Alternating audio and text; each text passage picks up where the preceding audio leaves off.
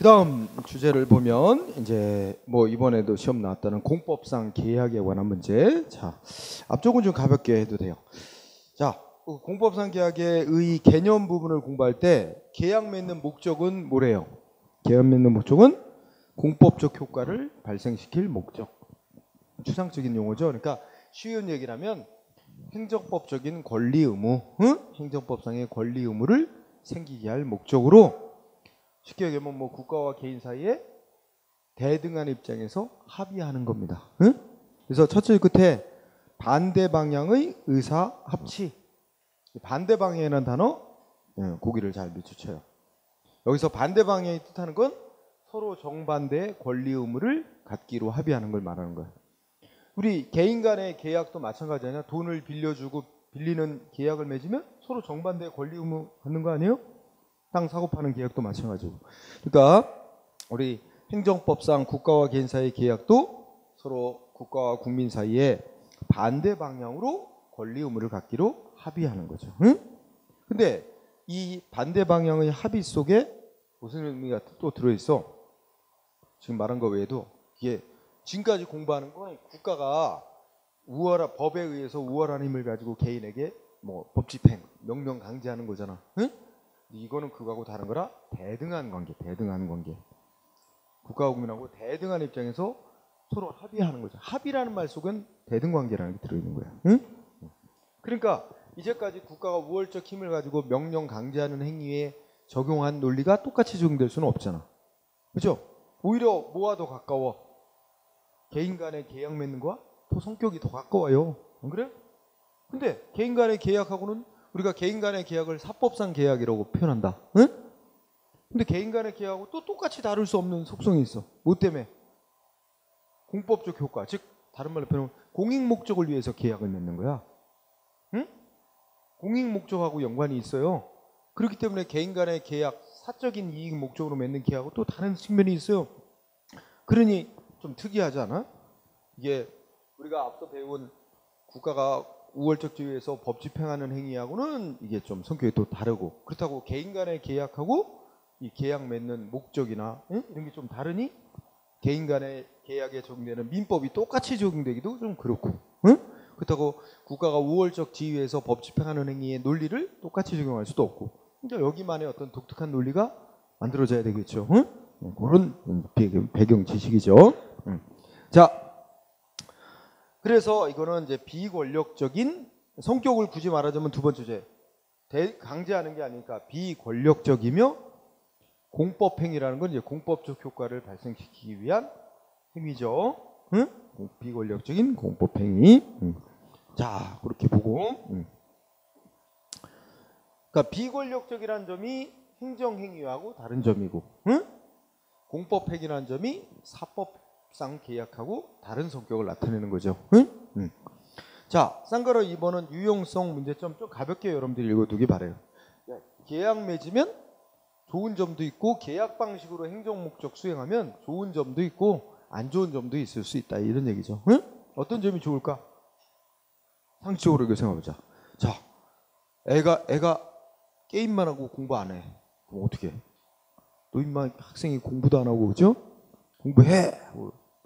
의무, 일방적으로 의무를 부과하고 부모가 공부 안 한다고 뭐 벌 주고 이러면 물론 그 방법이 필요하죠. 하겠죠. 하지만 처음부터 그렇게 하면 반발심만 불러일으킬 수 있어. 그죠? 똑같이 공부하게 하는 목적을 달성함에 있어서 그런 방식 외에도 어떻게 하면 좋아? 야, 너 게임 많이 했으니 1시간 정도 공부하면 아이스크림 사줄게. 뭐 이렇게 해가지고 계약 방식으로, 그죠? 합의해서 이렇게 하는 게 또 좋잖아. 근데 그것도 또 계속 그렇게 하면 또 뭐야? 이게 부모가 무서운 줄 모르고 맨날 뭐 하는 게 뭐 공부 좀 할래 그러면 뭐 사주면 할게 맨날 또 계약 맺자고 싶으면 이게 또 무서운 줄 모르고, 그죠? 그거에 또 길들어지잖아. 그런 또 단점도 있겠죠. 그러니까 그것도 적정하게 써먹어야지. 자, 그런 이치야. 국가는 항상 명령 강제할 수 있는 권력을 갖고 있어요. 하지만 처음부터 권력을 쓰기보다는 야, 이런 행정 목적 달성하는데 이렇게 하자 하고 상대방하고 타협해서 합의해서 하면 마찰 없이 잘만 따라 합의대로 하면 뭐야? 목적 달성할 수 있고, 마찰 저항 줄이고, 그죠? 또 소송 같은 거 건수 분쟁 줄이고 이렇게 할 수 있잖아, 그렇죠? 그렇지만 또 단점은 무슨 문제가 있어? 응? 너무 상대방 이제 공권력을 잊어버리고, 그죠? 뭐 하면 뭐 해주면 뭐 하겠다 이런 식으로 개인들이 나올 수도 있잖아. 그러니까 그렇게 되면 뭐 행정 권한 약체화될 우려도 있고, 그죠? 또 불공정한 계약이 맺어질 가능성. 이걸 이제 이렇게 생각해보자.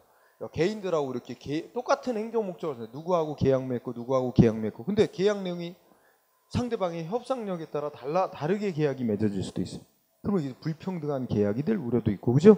그런 문제점도 있다는 거죠. 응? 그래서 그런 흐름으로 가볍게 읽어보면 돼. 그러면 오른쪽에 가서 구별해야 될 개념으로 사법상 계약이야. 일단 계약의 목적이 다르죠?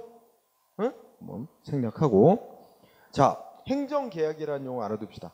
행정계약이란 간단히 말해서, 아주 줄여 말해서 국가가 한쪽 당사자가 돼서 맺는 계약이기만 하면 다 그것이 행정법적인 계약이든 민법상 계약이든 다 행정계약이라고 이름을 붙이자, 이런 학자들이 있다는 거야. 응?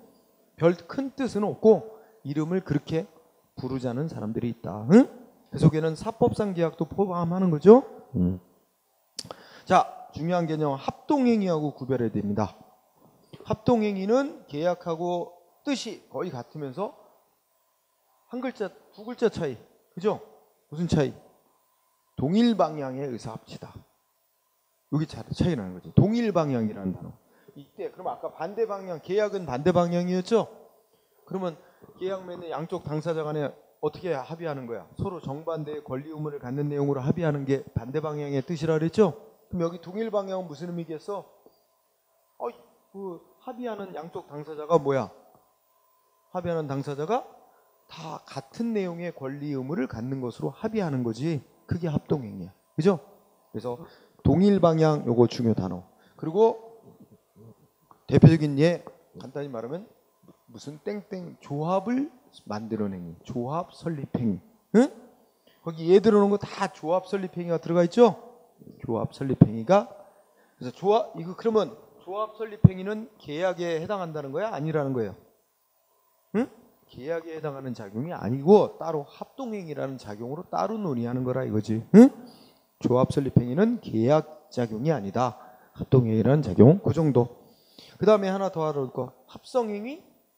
자, 좀 말도 참, 이 비슷비슷하면서, 그죠? 합동행위 아니고 합성행위.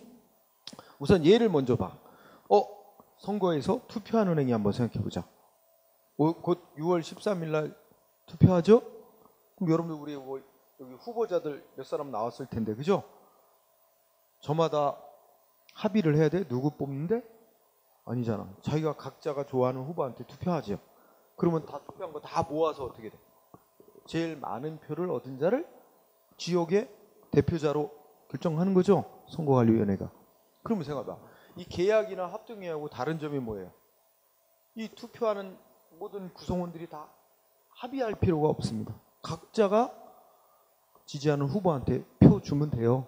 그러면 법이 정한 바에 따라 다수표를 얻은 자를 그 지역의 대표자로 결정하는 거잖아. 그러니까 합의할 필요가 없어요. 물론 우연하게 만장일치가 나올 수도 있겠지만 합의가 해야 되는 게 필수는 아니죠. 응? 이렇게 해서 거기 나와 있듯이 다수의 구성원들이 각자 자기의 의사를 표시하고 그걸 모아서 법이 정한 바에 따라 다수결이면 다수결, 과반수 이상은 과반수, 이렇게 법이 정한 바에 따라 최종적인 하나의 의사로 결정하는 그런 유형 행위를 이른바 합성행위라고 부른다. 따라서 합성행위 얘도 계약이 아닙니다. 응? 계약이라면 당사자가 반대의 권리 의무를 갖는 내용으로 합의를 하는 행위래야 계약인데 합의가 필요 없는 거잖아. 응? 그렇기 때문에 이런 걸 합성행위라고 해요. 그 다음에 마지막으로 우리가 쌍방적 행정행위라고 하고 상대방 국민의 신청이나 동의를 필요로 한다 해서 협력을 요하는 행정행위라고도 부르는 거 있어요. 그죠?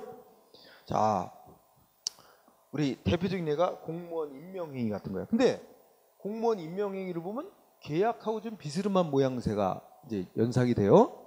우리가 통상적으로 계약을 맺는 걸 보면 한쪽에서 야 나하고 너 땅 파는 거에 대해서 계약 좀 하자. 너 땅 좀 팔아라.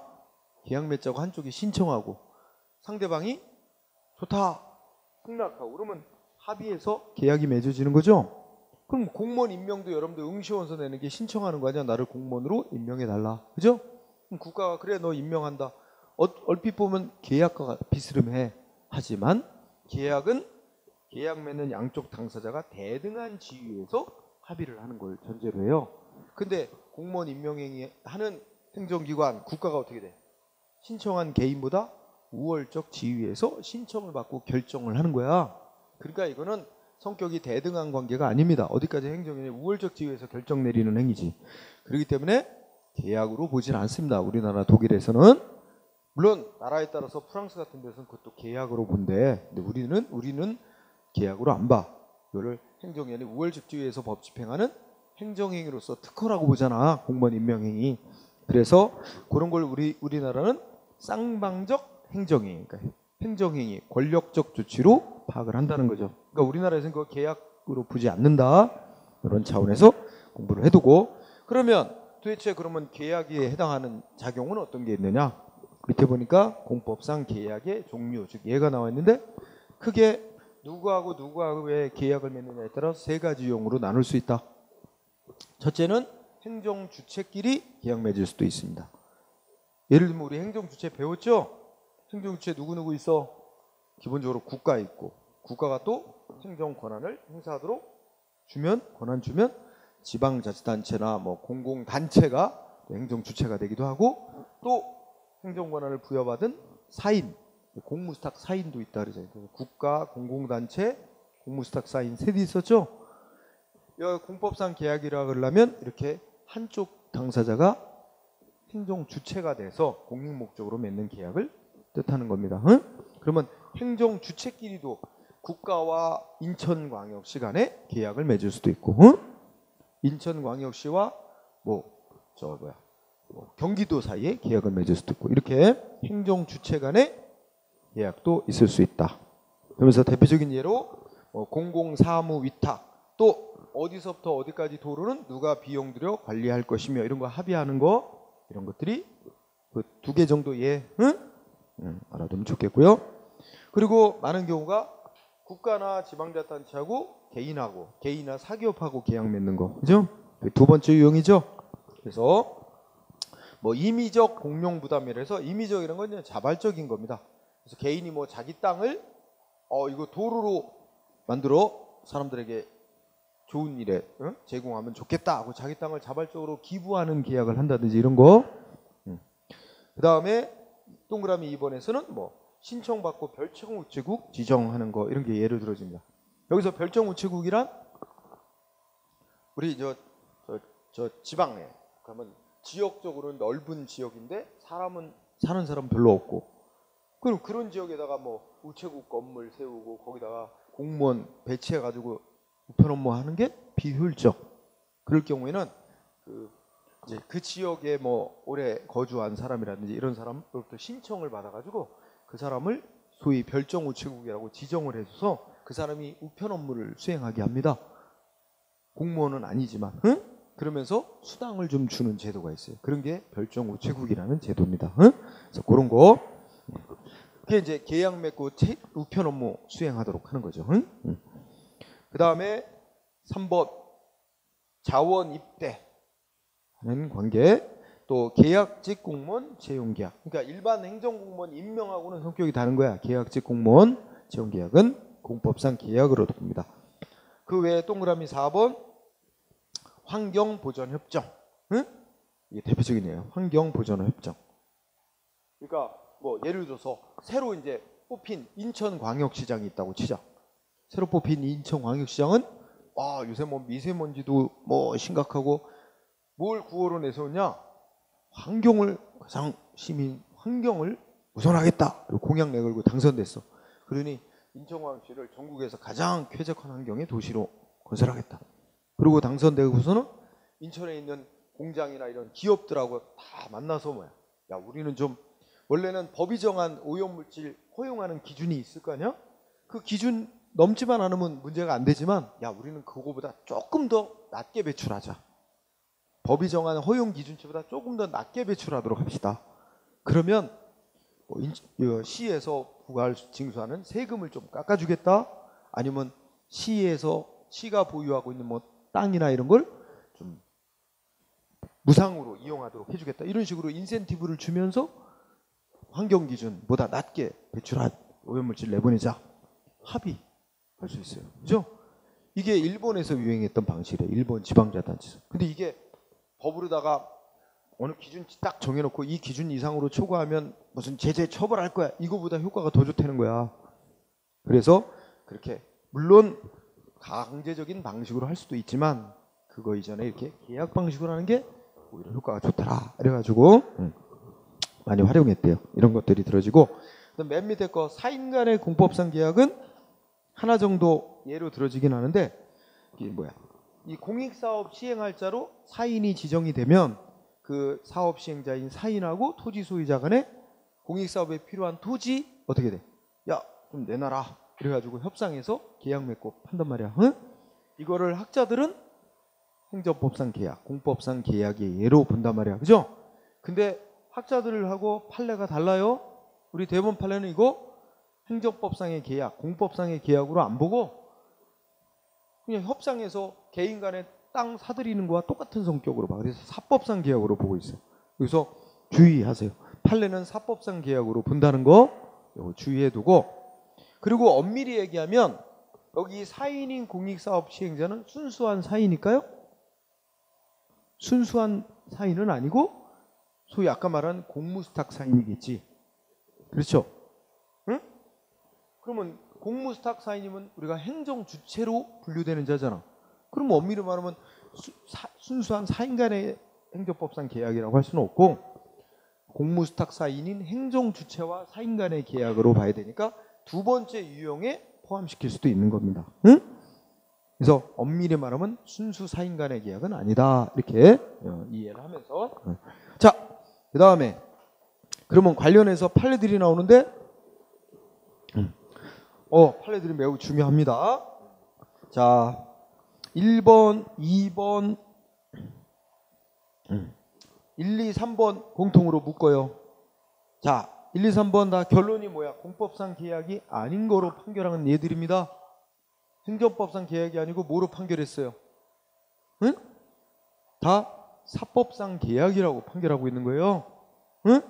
그래서 자, 1번 뭐 지방재정법에 따라 또는 국가를 당사자로 하는 계약에 관한 법률에 따라 뭐 국가가 들어가도 돼요. 국가나 지방자치단체가 한쪽 당사자가 돼서 맺는 이른바 이름은 또 공공계약이라 가지고 사람 홀려. 응? 이름은 뭐 공공계약이라고 이름을 부를지라도 이는 사법상 계약 맺는 행위에 불과하다. 응?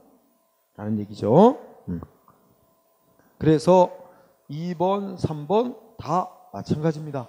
응? 똑같은 논리니까 하나 정도만 하죠. 조심해야 되는 거죠. 그러나 또 4번 공법상 계약이래 아니래. 이거 앞에서 공부했던 거야. 키워드 뭐예요? 첫째죠. 국립의료원 부설주차장 위탁관리 용역 운영계약. 처음 듣는 거 아니죠? 근데 표현 속에 뭐가 들어가 있어? 계약이라는 용어가 들어가 있어서 헷갈릴 수 있어요. 응? 근데 표현은 계약이라는 용어를 썼지만 그 내용은 뭐라는 거야? 여기서 국립의료원 부설주차장은 국가재산 중 행정목적으로 쓰는 행정재산이라는 거야. 그럼 행정재산을 특정인에게 사용하고 이익을 얻을 수 있도록 사용권을 부여해 주는 행위래. 그래서 이게 결론적으로 뭐예요? 공법상 계약도 아니고 사법상 계약도 아니고 행정청이 이 주차장 운영권을 따내고 싶다고 하는 사람으로부터 신청을 받아 국립의료원 부설주차장 운영권을 운영할 권리를 부여해주는 특허라는 조치라는 거야. 응? 우리 특허라는 행정처분, 공권력 행사에서 법 집행하는 특허라는 행정처분이지 계약 아니다 이거죠. 응? 그래서 이것도 굉장히 시험에 잘 내는 예죠. 그래서 일종의 또 우리 앞에서 본 행정재산을 특정인에게 사용 수익 허가내주는 조치인데 표현은 또 허가라고 하는 거지만 내용적으로는 특허라는 조치다. 이거 공부했던 거 꼭 알아두고, 그다음에 5번도 5번, 6번 또 묶으면 이것도 다 뭐래? 성질이. 이건 또 사법상 계약이래. 그죠? 5번, 6번 사법상 계약인데 5번에 키워드 뭘까요? 5번, 6번에 5번에는 협의취득이라는 단어가 눈에 띄입니다. 자, 이 단어만 보이면 협의취득이라는 단어 보면 결국 5번의 골자는 공익사업에 필요한 토지를 사업시행자가 토지 소유자하고 협상을 해서 소유권을 취득하는 걸 말하는 거야. 이거 뭐하고 똑같아? 사법상 계약하고 똑같다는 거예요. 응? 사법상 계약. 마찬가지로 6번도 같은 논리예요. 응? 즉 토지 소유자하고 협상을 해서 소유권을 계약을 맺어서 사들이고, 말은 손실보상이라는데 땅값 주는 거지. 땅값 얼마 주기로 그 손실보상 합의한 거 있죠. 이것도 사법상 계약 맺은 거래. 그러니까 5번, 6번이 같은 연장선상에 있는 거야. 응? 자, 5, 6번 묻고, 그죠? 그 다음에 7번은 자, 뭐 무슨 법 앞에 나와. 사회기반시설에 대한 민간투자법상 민간투자사업 시행자로 누군가를 지정해 주는 행위. 자, 핵심은 민간투자사업의 사업시행자로 지정해 주는 건 뭘까? 그 사람한테, 그 업자한테 그 민간투자사업을 시행할 수 있는 자로서의 지위를 주고, 또 뭐 할까? 그 사회기반시설 사업을 시행하기 위해서 필요한 토지를 강제로 수용할 수 있는 권리까지 주는 일종의 특허에 해당하는 행정처분이라는 겁니다. 응? 요거 이제 작년에 시험 나왔던 거고. 그래서 7번 계약 아니다. 행정처분인데 판례는 뭐 특허다 이런 말은 없지만 내용적으로는 특허에 해당하는 처분인 거예요. 자, 8번은 굳이 안 해도 될 것 같아. 응? 8번 판례는 좀 복잡한 거라 넘어가고, 그 다음에 371쪽에 법적 근거와 한계. 자, 한번 생각해보자. 우리가 국가가 강제로 국민한테 불이익 주거나 이런 조치는 반드시 법률에 근거가 있어야만 돼. 근데 지금 국가하고 국민하고 계약을 맺는다. 국가가 이런 내용으로 계약을 맺자. 여러분이 저 계약 맺자고 신청 들어오면 여러분 어떻게 돼? 계약 맺어야 돼? 계약 내용이 마음에 안 들고 싫으면 거부할 자유가 있는 거죠. 계약이란 건 대등 관계잖아. 싫으면 거부할 자유가 있는 거지. 계약 맺어야 될 의무 없죠? 따라서 동그라미 1번. 결론 뭐야? 법적 근거 없어도 된다고, 계약 맺을 때. 즉 법률에 근거가 있어야만 할 수 있다라는 원칙을 법률 유보 원칙이라는데 그거 적용 안 받는 거죠. 자, 꼭 알아둬야 되고, 다만 동그라미 2번 두 번째. 법에 어긋나는 계약은 절대로 있을 수가 없어. 법에 어긋나는 계약은 허용될 수 없죠. 법에 위반되게 하면 안 되는 법률 우위 원칙은 적용 안 되는 데가 없죠. 그건 당연한 거고. 이번에 두 번째죠. 법률 우위 원칙은 당연히 적용. 그 다음에 동그라미 3번의 두 번째 줄. 두 번째 줄에 행정행위에 가름하여 이런 말 나오죠. 행정행위는 권력적인 법집행행위죠. 권력적인 법집행위 대신에 계약 방식으로 할 수도 있다는 거야. 업무를, 행정 업무 목적 달성을. 응? 아까도 얘기했잖아. 뭐 환경 기준 딱 정해놓고 이 기준 초과하면 제재할 거야. 그러니까 의무 부과하고 위반하면 제재하고 뭐 이런 방식으로 할 수도 있지만, 그렇게 안 하고 비권력적으로 합의 맺고 할 수도 있단 말이야. 그죠? 그래서 법에서 금지하고 있지 않는 한 행정위원회 어떤 방식으로 할지는 선택할 수 있다고 보기 때문에 권력적 행위 방식인 행정행위하는 것 대신에 계약 방식으로 행정 목적 수행할 수도 있다. 응? 그 정도 하고, 물론 안 되는, 성질상 안 되는 것도 있겠지. 세금 부과하는 걸 세금 납부할 줄 알고 일일이 다 계약 맺고 이런 거는 성질상 안 되겠죠. 응? 획일적으로 해야 되기 때문에. 네. 자, 그런 건 뭐 넘어가고. 다섯 번째, 법적 규율의 특수성, 법적 인의 특수성. 아까 뭐 생각하나? 계약은 권력적인 조치가 아니라 대등 관계이기 때문에 우리 권력적으로 법 집행하는 행정행위에 적용되는 논리를 그대로 적용해도 힘들고, 응? 또 공익 목적 달성을 위해서 계약 맺는 거기 때문에 개인 간의 민법상 계약 규정을 그대로 적용하기도 힘들고, 그죠? 그래서 나름대로의 특수성이 필요하다. 그래서 예. 첫째 줄 밑줄 현행법상 우리 공법상 계약, 행정법상 계약을 일반적으로 규율하는 일반법이 없습니다. 그러니까 뭐 개별법들이 있을 수는 있어도 통일된 법이 없다고. 응? 이거 한 줄. 자, 따라서 다섯째 줄 끝에 가면 계약에 관한 민법 규정이 다 적용되는 건 아니지만 적용될 수도 있다. 마지막 줄, 그죠?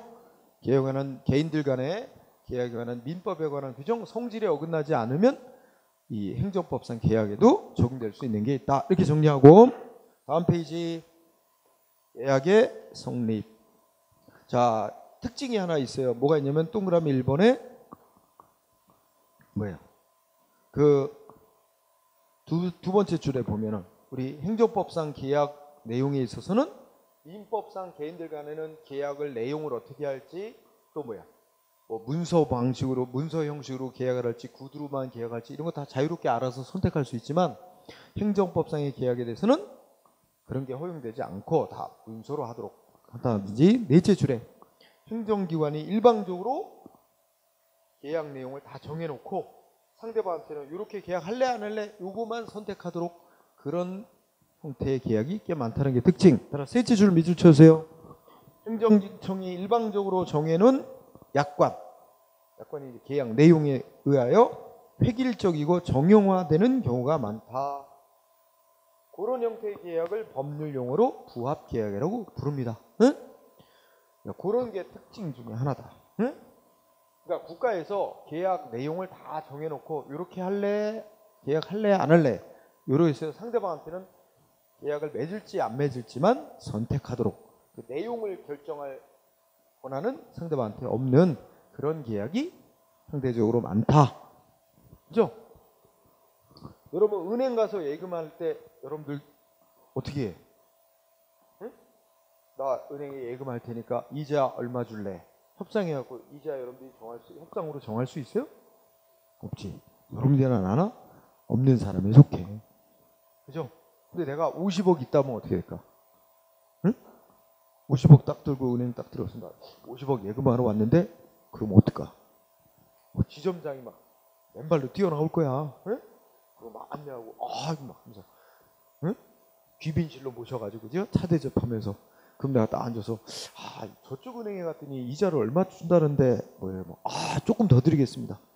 이자에 대한 협상력이 있죠. 돈이 많아서 그렇지? 많으면 그렇게 이자에 대한 협상력이 있습니다. 근데 여러분의 나는 그저 은행이 정해준 이자율대로 은행 예금을 할지 말지 선택권만 있지 내가 이자율 결정권이 없죠. 그러니까 우리가 은행에 예금하는 거 민법상 계약인데 사법상 계약인데 이런 게 부합 계약이야. 선택권이 없어요. 이자율. 응? 자, 우리 행정법상 계약에 그런 형태의 계약이 많다는 게 특징. 응. 자, 그 다음에 뭐 다른 거는 가볍게 읽고 그 다음에 효력 중에는 특히 동그라미 2번, 3번, 4번이 중요합니다. 동그라미 2번. 야, 거기에 동그라미 2번에 공정력, 불가쟁력 이런 말 나오지 않아요? 응? 근데 그런 거는 어떤 행정작용에만 인정되는 거야? 행정연이 국민보다 우월적 힘을 가지고 명령적으로 강제적으로 법 집행하는 행위 있죠? 즉 행정행위 내지 처분에만 인정되는 특수한 효력 아니야? 응? 그러니 계약은 대등한 입장에서 합의 맺는 거라 그런 권력적인 행위가 아닙니다. 그러니 어때? 그런 권력적 법 집행에만 인정되는 공정력, 불가증력 같은 게 인정될 수 없겠죠. 논리적으로 당연히. 응? 그래서 이번 중요. 그 다음에 또 하나 결론. 계약을 맺고 난 후 계약 내용을 변경하거나 계약을 해지하거나 하는 것에 관해서 정해놓은 민법 규정은 공법상 계약에 그대로 적용되지 못한다. 이것도 밑줄. 그 말은 무슨 뜻이냐? 자, 우리 민법상 개인들 간에는 계약을 맺을지 예를 들어 전세 계약을 맺었어. 보통 전세 계약 맺으면 2년 사는 걸로 계약하죠. 근데 내가 새 사는 사람인데 전세 계약 맺고 근데 1년 살았는데 내가 이민 가게 생겼어. 갑자기 사정이 변경됐어. 응? 그러면 어떻게 해? 전세 계약 끝냅시다. 집주인한테. 그죠? 계약 그만해야 되겠습니다. 응? 할 수 있는 거야? 그 대신에 어떻게 돼? 내 사정으로 계약 깨는 거지. 그러면 집주인에게 어떤 피해가 가면 안 되죠. 왜 집주인의 피해는 내가 물어줘야지. 응? 그걸 조건으로 응? 계약 깰 수 있죠. 또 집주인도 나 전세 계약 2년 살기로 했는데 집주인이 갑자기 뭐야? 자기 자식이 결혼을 했는데 살 집을 줘야 된대. 그래갖고 좀 나가줬으면 좋겠대. 그죠? 좋다. 그러면 집주인 잘못이잖아. 집주인 사정 때문에 나가는 거지? 그러면 어떻게 될까? 집주인이 뭐 이사비도 내주고, 그죠? 뭐 등등 피해를 물어주는 조건으로 계약을 깰 수 있는 거죠. 합의해서. 그죠? 양쪽 다 계약 맺고 난 후 사정병이 있으면 양쪽 다 합의해서 계약을 깰 수 있어요. 응? 그게 민법상의 계약 해지 변경. 응? 가능하단 말이야. 그런데 우리 행정관계에서는 어떻다는 거야? 자, 계약을 맺었는데 계약 맺고 나는 무슨 원래 계약대로 유지하기 곤란한 사정병이 생겼어. 근데 개인이 국가하고 계약을 맺었는데 이 사정이 바뀌었으니까 계약을 그만 깨야 되겠다. 근데 계약 깨버리면은 공익 목적을 위해서 뭔가 수행하던 사업이 중단되는 결과가 돼버린다 봐요. 갑자기. 그죠? 이거 공익에 문제가 있다. 그래서 개인은 함부로 계약을 깰 수 없도록 합니다. 응? 대신에 반대로 국가는 계약 맺은 후 사정 변경이 생겨서 계약을 그대로 유지하는 게 공익에 너무 안 맞다. 그러면 국가는 계약을 깰 수 있도록 하고, 응? 물론 상대방 잘못 없는데 깨면 피해를 물어주는 조건 하에, 그지? 그러니까 어쨌든 국가하고 개인을 비교해 보면 국가는 계약 맺고 사정 변경 있으면 계약을 깰 수 있도록 허용하는데 개인은 함부로 못 깨도록 한단 말이에요. 자유롭게 못 깨도록. 그러니까 다르게 인정하는 거예요. 양쪽을 다르게 인정하니까 민법은 양쪽 똑같이 인정해 주는데 행정법에서는 국가에게만 인정하고 개인은 인정을 안 하니까 그게 좀 다른 점이다 하는 얘기죠. 이 얘기 꼭 알아두고요. 그 다음에 동그라미 4번은 계약을 맺었는데 법에 어긋나거나 뭐 이렇게 법에 위반된 계약, 우리가 하자 있는 계약을 맺었다고 치자. 그럼 하자 있는 계약은 어떻게 될까? 이런 논리 적용할까? 그 하자 정도가 중대명백하면 그 계약은 처음부터 무효. 경미한 하자가 있으면 취소할 수 있는 계약이라 해서 취소될 때까지는 유효한 계약. 이런 논리 적용할까? 그런 논리는 공권력 행사에서 법 집행하는 행정행위만 인정되는 논리, 공정력이라는 효력 때문에. 그죠? 근데 계약은 대등관계에서 맺어지는 거라 공정력이 인정 안 되기 때문에 하자가 있는 것으로 판정나면 다 무효가 되는 거예요. 하자 정도가 경미하든 중대명백하든. 응? 그래서 동그라미 4번 공법상 계약에는 공정력 인정 안 되기 때문에 하자 정도와 상관없이 다 무효가 된다. 이렇게 보면 돼요. 응? 그래서 2, 3, 4가 시험에 쓰이고, 그 다음에 또 쌍가루 3번에 1번 첫째 줄 국가가 계약을 맺었다가 계약을 깨면서 왜 계약을 깨는지 상대방한테 근거와 이유를 안 밝혀도 위법이 아니래요. 응? 1번 되게 중요한 문장. 이유는 괄호 속에 있어. 자, 우리가 아직 여기 행정절차법을 안 배운 사람도 있을 텐데, 자, 거기에 두 번째 끝에 보면 근거와 이유 제시, 그러니까 더 줄이면 이유 제시라는 거죠. 왜 국민한테 이런 조치를 하는지 이유를 제시해야 하는 건 행정절차법은 권력적인 법 집행 조치인 처분을 할 때만 이유를 제시하라고 돼 있어요. 응? 처분이란 공권력 행사 조치를 할 때만 이유를 제시하도록 법이 정해놨기 때문에 계약을 해지한다는 건 뭐야? 대등한 관계에서 합의 맺었다가 대등한 관계에서 너하고는 계약 그만하겠다라는 거지, 우월적 지위에서 공권력 행사로서 계약 깨는 게 아니란 말이야. 따라서 처분이 아니야. 계약 해지한다는 국가의 의사표시는 공권력 행사인 처분이 아니기 때문에 처분할 때만 하게 돼 있는 이유 제시해야 될 의무는 없다는 겁니다. 그래서 중요하고, 그 다음에 동그라미 2번 끝에 뭐야? 자력 집행력이 인정이 안 됩니다. 특별한 규정. 왜 안 될까? 대등관계니까. 자력 집행력이라는 건 상대방이 의무를 이행 안 하면 행정기관이 강제로 의무 이행하게끔 만드는 조치 취하는 거죠. 예를 들면 세금 안 내면 그냥 세무서장이 강제로 재산 압류해서 경매로 팔았고 세금 스스로 낸 상태 실현하잖아. 이런 게 스스로 자자를 써서 행정기관이 상대방이 해야 될 의무를 스스로 강제로 실현시킬 수 있는 힘을 자력 집행력이라 그러는데, 이건 대등 관계니까 그런 게 인정이 안 돼요. 그러니까 상대방이 계약을 맺고 의무를 이행 안 하면 국가도 상대방을 상대로 법원에 소송을 해야 돼요. 법원대로 의무 이행하게끔 만들어달라고 신청을 해야지 행정기관 스스로의 힘으로 강제로 실현할 수는 없다. 물론 법이 할 수 있게끔 규정이 있으면 모를까 그렇지 않아요. 그래서 특별한 규정이 없는 한 자력 집행력 인정 안 된다. 동그라미 3번 첫째 줄 중요합니다. 계약에 관한 분쟁은 무슨 소송으로 해결한다? 행정소송. 공법관계니까 행정소송으로 다퉈야 되는데 대등관계의 다툼이니까 당사자 소송이란 소송으로 다퉈야 된다. 이게 중요한 겁니다. 응? 만약에 우리가 앞서 공부한 행정처분, 공권력 행사인 법집행조치, 행정처분을 다투는 방법은 행정소송 중에 취소해달라, 무효해달라는 항고소송이라는 거였죠. 공권력 행사 다투는 건 항고소송인데 이거는 공권력 행사 관계가 아니잖아. 대등관계죠. 응? 공법관계로서 대등관계니까 당사자 소송에는 소송으로 싸워야 된다. 그러니까 국가든 개인든 서로 법원에 당사자 소송이나 행정소송을 해서 해결해야 됩니다. 응? 그렇게 예를 들 수 있습니다. 자, 그러면 판례들이 짱 나오는데 무진장 중요하다. 자, 1번 첫째 줄 계약직 공무원 채용계약. 일단 계약직 공무원 채용계약은 일반 행정공무원에 대한 임명행위와는 성격이 다르다고 그랬어 아까.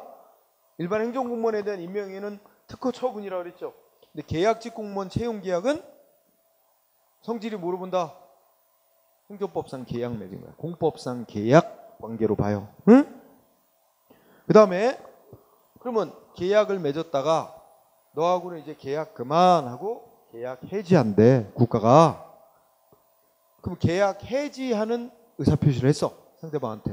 그럼 상대방은 갑자기 계약 해지당하니까 억울하다 이거야. 응? 그러면 근데 해지당하는데 억울한데 왜 계약을 해지하는지 아무런 얘기도 안 해줘. 이유를 제시 안 해줘. 그렇다고 이유 제시 안 하고 계약 해지했다고 위법이라고 볼 거냐? 아니라고 그랬지 아까 1번. 응? 그래서 계약 해지하는 의사표시는 공권력 행사인 처분이 아닙니다. 대등한 의사표시일 뿐. 따라서 행정절차법상 공권력 행사인 처분을 할 때 이유를 제시하도록 돼 있음에 비춰볼 때 이거는 처분을 하는 게 아니니까 이 근거와 이유를 제시하지 않고 해도 된다. 아까 한 얘기 판례로 확인했죠? 두 번째. 자, 2번 판례 공부할 때는 우선 두 번째 줄 끝에 보수 삭감 나오죠? 두 개 단어 연결하면 지방 계약직 공무원에 대해서 보수 삭감. 자, 서울시장이 예전에 오세훈 시장 때 했던 것 같은데 서울시장이 계약직 공무원들 근무 성적을 다 평가한 뒤에 월급을 깎았어요. 보수 삭감. 응? 이 보수 삭감 조치 이거 소송 대상이 되는 행정소송 대상이 되는 공권력 행사 조치. 처분성 인정. 두 가지 공부해야 돼. 처분으로 인정. 그 다음에 그러면 이런 권력적 조치인 보수 삭감 조치를 일방적으로 함에 있어서는 어떻게 된대? 이 계약직 공무원에 대해서 어떻게 해야 되는지 보수 삭감할 때 어떻게 되는지 아무 규정이 없지만 이거 성질상 뭐와 유사하다는 거야. 일반 공무원에 대해서 뭐 잘못했다고 징계해가지고 징계 종류 중에 월급 깎는 징계 조치지 감봉. 이른바 일반 공무원에 대한 감봉이라는 징계 처분과 성질이 같다. 이렇게 보면서 뭐야? 그렇다면 일반 공무원에 대해서 감봉이라는 징계 조치를 할 때는 뭐 위반자 공무원 징계위원회에 넘겨서 징계위원회에서 징계 결정을 내리고 징계 결정에 승복 못하겠다 억울하면 또 소청이라는 절차를 거쳐서 구제받도록 이런 절차가 보장이 돼야 되는데 이 지방 계약직 공무원에 대해서 보수삭감이라는 이런 조치를 하는 데는 그런 규정이 없다 하더라도 일반 공무원에 대한 그런 절차를 거쳐야만 이런 게 똑같이 인정돼야만 보수삭감 조치가 적법으로 인정될 수 있다. 이렇게 판결한 거예요. 그 내용 그대로 하고 보수삭감 조치는 처분으로 인정됐어요. 그 다음에 3번이 이번 시험에 나왔나? 지방 계약직 공무원 채용계약을 맺었다가 채용기간 만료됐지? 계약을 연장할지는 행정청의 재량이다. 응? 재량에 속한다. 3번. 그 다음에 4, 5, 6, 7 다 똑같은 논리야. 4, 5, 6, 7 한 대 묶으면 자 4번 공중보건의 채용계약. 그러면 공중보건의 채용계약은 공법상 계약관계다. 해지한다는 계약 해지한다는 의사표시는 대등한 관계에서의 의사표시다. 응? 무슨 소송으로 싸워야 된다? 당사자 소송으로 상대방은 싸워야 된다. 다 같은 논리입니다. 응? 그리고 5번 똑같은 얘기니까 다 당사소송. 그 다음에 6, 7번은 시립무용단, 시립단원, 합창단. 그치? 그러면 어떤 사람을 시립무용단원으로 시립합창단으로 위촉한다 그래. 그치? 여기 표현이 채용하는 거지? 이거 무슨 관계 맺은 거래? 계약관계 맺은 거래. 공법상 계약관계. 그랬다가 이제 뭐야? 뭐 기간이 만료됐다는 데서 너는 이제 계약 그만하겠다 하는 게 해촉이죠. 또 그 단원이 다시 자기를 재위촉해달라고 신청했는데 안 해 하고 거부. 이거 다 뭐래? 대등한 관계에서의 의사표시니까 상대방 승복 못하면 당사자 소송이라는 행정소송으로 싸워야 될 문제다. 논리가 다 똑같은 거예요. 응? 꼭 공부해 두고요. 자, 최근에 나온 판례 또 보죠. 374페이지. 자, 8번의 위에 두 줄. 행정기관이 상대방하고 사이에 법적인 관계를 맺었다가 일방적으로 종료시키는 의사표시를 했다. 일방적으로 종료시키는 의사표시를 했다 하더라도 그게 다 공권력 행사인 처분인 건 아니고 그게 대등한 관계에서 의사표시하는 건 수도 있고 공권력 행사로서의 처분에 해당하는 것일 수도 있으니 그것을 성질을 파악하기 위해서는 여러 가지를 다 종합적으로 보고 판단을 해야 될 문제다. 이렇게 얘기를 한 거야. 그러면서 자 9번 이번 시험에도 나왔을 거야. 9번 자 중소기업 정보화 지원 사업에 따라 무슨 지원금을 주기 위하여 중소기업청장이 체결하는 협약은 공법상 계약을 맺는 것이고 계약을 맺었다가 어떻게 했어? 이제 다시 협약을 해지하고 그동안 지원금도 또 줬던 거 뱉어내 하고 환수하라고 환수 통보는 이거 공권력 행사인 처분이다 아니면 대등한 의사표시다. 대등한 의사표시라고 봤어요. 그죠? 대등한 의사표시. 그러면 상대방 싸우려면 어떻게 해야 돼? 항고소송으로 싸우는 게 아니라 당사자 소송으로 싸워야 될 문제다. 이거 꼭 알아둬야 되고. 그 다음에 10번도 알아둬야 돼. 자, 역시 지방계약직 공무원에 해당하는 옴부ds만 채용 행위. 응? 서울시에서 계약직 공무원으로 옴부ds만 역할을 그 계약직 공무원을 채용하는 행위 공법상 계약을 맺는 거다. 응? 일단 요즘. 그랬다가 이제 채용 공고를 내고 신청한 자 중에서 마지막 이제 최후의 1인 남았어. 응? 마지막 최종 합격자로 결정된 사람이 있는데 갑자기 최종 합격자로 결정된 사람한테 뭐 했대? 응? 밑에 줄로 가면 그죠? 최종 합격자로 공고된 자에 대해서 서울시장이 임용을 하지 않겠다라고 통보를 했대요. 임용 거부 통보를 한 거지? 이거 뭐래? 공권력 행사로서의 처분한 거래? 아니면 대등한 입장에서 의사표시한 거래? 응? 이거는 대등한 관계에서 의사표시 똑같이 본 거예요. 그죠? 처분이 아니라고 본 거지. 대등 관계에서 의사표시니까 결국 이거에 대해서 다투려면 무슨 소송? 당사소송으로 다투야지. 이걸 공권력 행사인 처분으로 보고 이거 취소송 이런 항고소송으로 다투는 건 안 된다. 이거잖아요.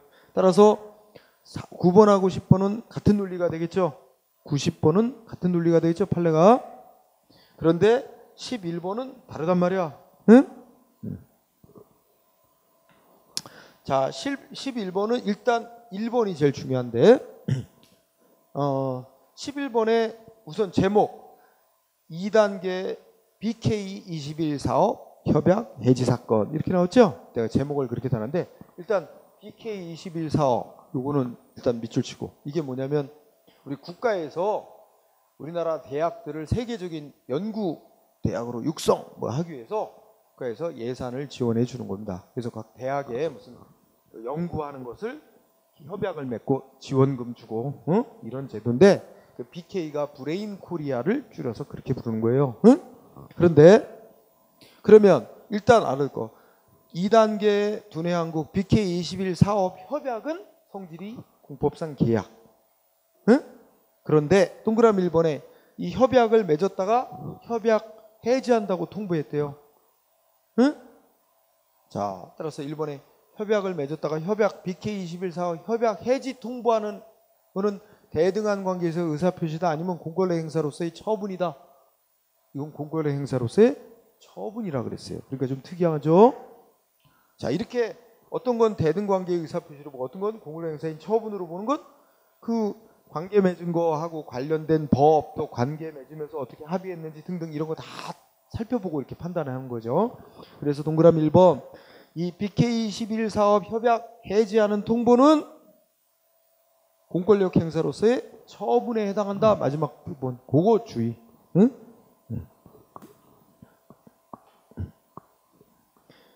1번이 일단 중요한 거 곁들여서 동그라미 2번은 조금 이제 심화학습으로 들어가면 동그라미 2번은 뭐냐면 근데 왜 협약을 해지 통보를 했냐면 그 어느 대학에 그 지원금 받으면서 연구사업 진행하던 교수 그 연구팀장인 교수가 그 연구비를 딴 데다 막 횡령하고 막 이런 게 이제 적발이 돼서 협약을 해지한 거야. 그러면서 그 연구팀장인 교수 이 사람을 징계를 해라 하고 이제 그 대학 측에 요구한 거죠. 응? 근데 그거는 징계를 하라고 강제로 의무 부과했다 한 거라기보다는 징계를 하라고 권고한 행위다. 그에 따라 징계를 할지 말지는 대학 측이 결정할 문제고 징계하라고 권고한 거에 불과하대. 따라서 동그라미 2번에 끝에 가면 그 연구팀장 그 을이라는 게 이제 대학 교수야. 응? 그 사람이 이제 연구비 지원받으면서 국가로부터 연구팀을 이끌던 연구팀장 을에 대해서 대학 자체가 징계를 해라 하고 국가 측에서 요구한 거지. 이거 요구는 뭐예요? 소송 대상이 되는 처분은 아니다. 이게 일종의 대학 측에 권고한 것일 뿐 강제로 바로 징계된 효과 발생하는 건 아니기 때문에 처분 아니다. 요거까지. 오른쪽에 3번은 뭐 그냥 읽고 지나가면 될 겁니다. 자, 그 다음 마지막 주제 제5절 사실행위와 행정지도. 사실행위라는 주제는 그렇게 많이 나오는 건 아니고 사실행위 한 종류인 행정지도라는 게 나오는데 우선 행정상 사실행위의 뜻은 법률행위 또는 법적행위하고 대비되는 용어입니다. 자, 첫째 줄 끝에 보면 법적인 효과를 생기게 할 목적으로 하는 행위가 아니고 그냥 사실상의 결과만 생기게 할 목적으로 하는 행위를 통틀어 사실행위라고 부릅니다. 응? 그러면 이런 건 어떨까? 그럼 비유해보자. 우선 뭐야? 눈이 오면 제설차가 다니면서 눈을 치워요 도로에. 그럼 뭐야 이거? 이런 게 사실행위야. 사실상의 도로 안전한 상태 만들고 뭐 이런 결과만 생기게 하는 거지 누구 개인의 권리 의무 발생시키는 행위 아니죠? 응? 사실행위. 그지? 그러면 이건 어때? 어떤 불법 건물 지은 사람한테 언제까지 철거해라. 이거는 뭐야? 사실행위야? 법적인 행위야? 그렇지. 상대방한테 의무를 부과하는 효과를 갖는 법적 행위죠. 근데 상대방이 철거 명령 받고도 법적 행위 의무 부과하는 철거 명령을 받고도 철거를 안 해. 의무를 이행 안 하고 있으면 행정기관에 가서 철거를 해버려. 그럼 뭘까 이게? 가서 강제로 철거하는 행위는 상대방이 의무를 이행한 결과 상태를 강제로 만들어내는 거지 새롭게 의무를 부과하고 이런 건 아니잖아. 의무가 이행된 결과 상태를 만들어내는 행위일 뿐 그 자체로 강제 철거가 새로운 의무를 발생시키는 건 아니잖아요. 그러니까 행정위원회 이 강제 철거 행위는 사실행위다 이렇게 말할 수 있는 거예요. 응? 그래서 뭐 이걸 꼭 문제 내는 게 아니고 사실행위란 개념을 이제 기본 지식으로 알고는 있을 필요가 있다는 얘기입니다. 응? 자, 그래서 사실행위도 또 이렇게 강제 철거 같은 권력적인 사실행위가 있는가 하면 국민한테 의무를 부과하는 건 아니면서 이렇게 좀 따라줬으면 좋겠다 협조 권고하는 뭐 행정 지도라고 하는 비권력적 사실행위 뭐 이런 식으로 나눌 수도 있고 또 철거하는 행위는 강제 철거하는 행위는 물리적인 행위를 해가지고 뭐 철거 상태를 만들잖아. 물리적 사실행위 또 국민한테 뭐 이렇게 따라줬으면 좋겠다 하고 협조, 권고 뭐 이런 거는 또 정신적 사실행위 뭐 이런 식으로는 이제 몇 가지로 구분해 볼 수 있다 하고 넘어가고, 그러면 판례를 중시하세요. 자, 판례 1번 쭉 읽어나면서 결국은 추첨행위 그 자체의 성격을 말하는 겁니다. 응? 1번의 키워드는 추첨행위 그 자체. 그러니까 아마 이거 읽어보면 아마 여기 보면 뭐 운수사원 면허를 행정위원회 내주나 봐. 근데 막 면허 신청자들이 여러 명 있나 보지? 응? 그러니까 누구한테 면허를 내줘야 될지 참 곤란한가 보지? 그러니까 아마 이렇게 합의가 됐나 봐. 신청한 자들끼리 추첨을 해서 당첨된 한 업자한테 면허를 내주겠다 그랬나 봐. 그래갖고 신청자들끼리 모여서 추첨하는 행위를 했나 봐. 그 추첨행위 그 자체는 아직 면허가 부여된 상태가 아니죠. 면허 부여받을 자를 자기들끼리 정하는 행위지. 그래서 여기서 키워드는 추첨행위 그 자체는 사실행위에 해당한다. 응? 그런 얘기죠. 그치? 그런 얘기고, 그 다음에 2번 제목, 국립공원의 경계를 측량하고 표지판 설치하는 행위. 여기 제목, 이것도 뭐야? 사실행위의 성격을 갖는 거다. 응? 다음 페이지.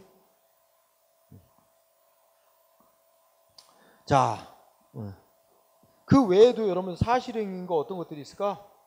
뭐 수갑 채우는 것도 사실행위고, 그죠? 예, 어쨌든 뭐 뒤로 가자. 자, 법적 근거 한계, 권리구제 뭐 이런 건 여기서 굳이 안 해도 됩니다. 응? 다만 판례만 공부합시다. 판례로 가서 1번의 키워드는 세 줄 끝에 행정권 내부에서, 그러니까 행정조직 안에서 행해지는 행위, 국민의 권리 의무에 영향 미치는 행위 아닌 거죠. 행정권 내부에서 행해지는 행위나 국민한테 행하는 행위라도 알선 권유 또 사실상의 통지, 그러니까 국민에게 무슨 권리 의무 등 법적 효과 안 생기는 그런 사실상의 통지 같은 행위, 이게 이런 거는 뭐야?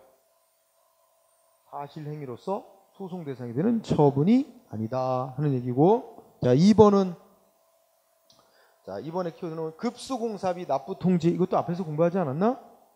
어떤 사람이 자기 집까지 수도 연결해 달라고 신청했다. 상수도. 응? 그러니까 이 뭐야? 수도 사업자가 지방자치단체인 수도사업, 상수도 사업본부 이런 데서 수도 사업자가 상대방한테 통지서를 보냈어. 수도 놔달라고 연결해 달라고 신청했는데 공사하려면 이런 항목별로 얼마의 비용이 소요된다. 이걸 납부하시오. 이렇게 보냈단 말이야. 그죠? 근데 상대방은 받아보니까 어떻게 돼? 비용이 너무 많이 든다는 거야. 응? 그러면 뭐해? 반드시 내야 돼? 안 내도 돼? 안 내도 되지. 공사비 이렇게 많이 들어? 나 그럼 수도 연결 안 할래? 안 할, 거부할 자유가 있는 거죠. 응? 강제로 납부하라고 의무 부과하는 거 아니죠? 뜻이 뭐래? 당신이 수도 공사해달라고 신청을 해왔는데 공사비가 이만큼 듭니다. 그래도 원하면 납부하세요. 그러면 공사해달라는 계약이 맺어진 거로 보고 공사해주겠다라고 알려준 행위일 뿐 납부하라고 의무를 부과한 건 아니므로 결국 이거 처분 아니다. 사실행위입니다. 응?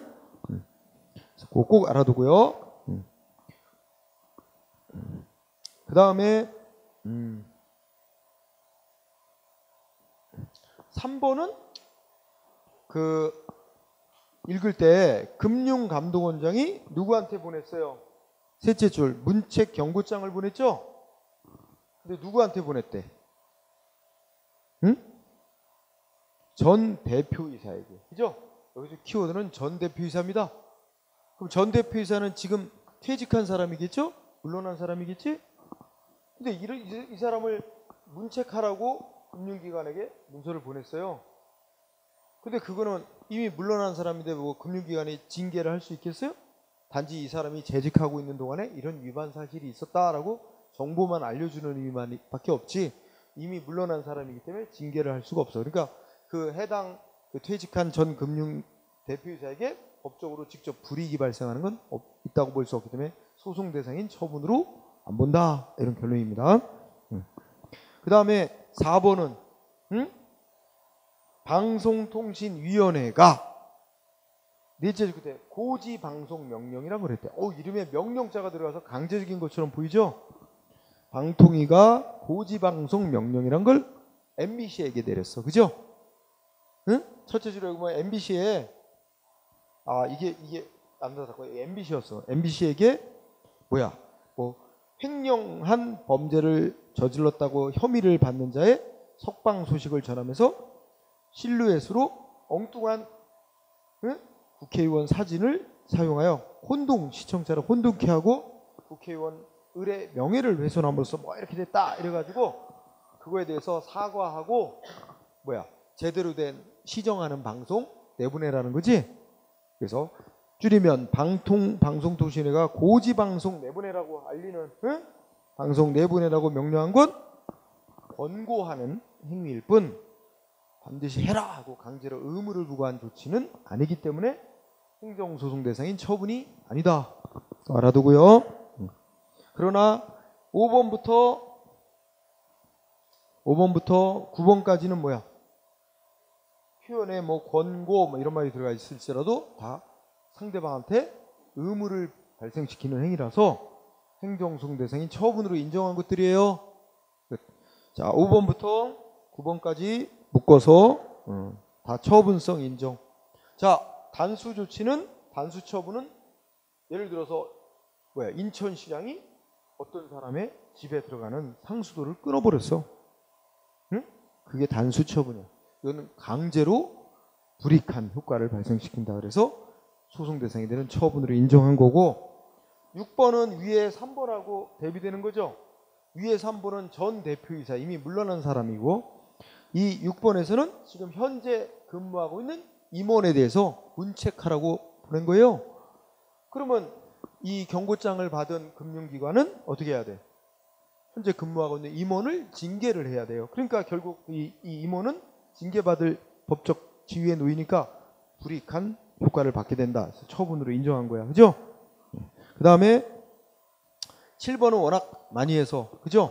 국가인권위원회에서 어떤 행위는 성희롱 행위에 해당한다고 결정 내리고 시정 권고했대. 표현은 권고라고 들어갔지만 이 시정 권고를 받은 그 기관은 전 직원 대상으로 다 성희롱 예방교육 실시해야 되고 여러 가지 법적인 의무가 뒤따르기 때문에 처분으로 봐야 된다. 하는 거고, 그 다음에 8번 행정규칙에 의한 불문경고조치에서, 불문경고조치가 뭐야?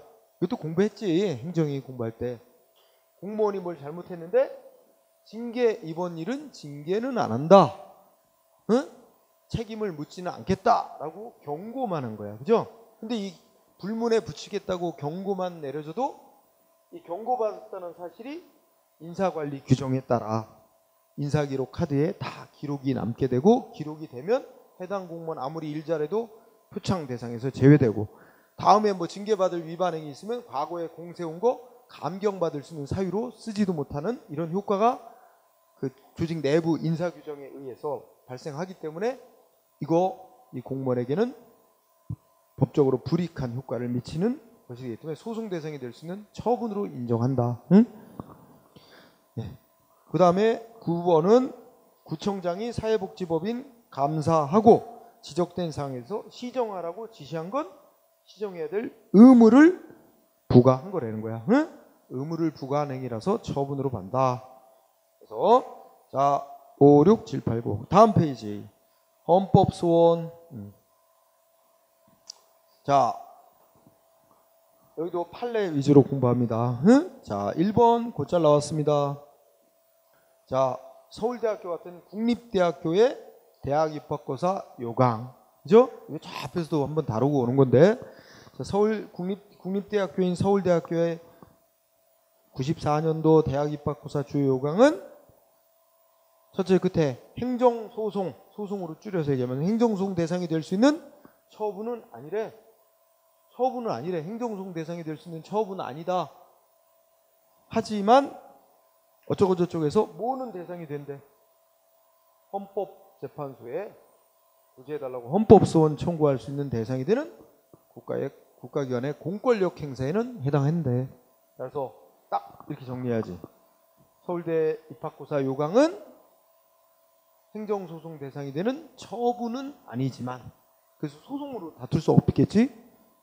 하지만 어쩌고저쩌고 하는 이런 사정에 비추어 헌법재판소에 구제 신청할 수 있는 헌법소원 대상되는 공권력 행사에는 해당한다. 요거만 잘 연결해서 기억하기 바랍니다.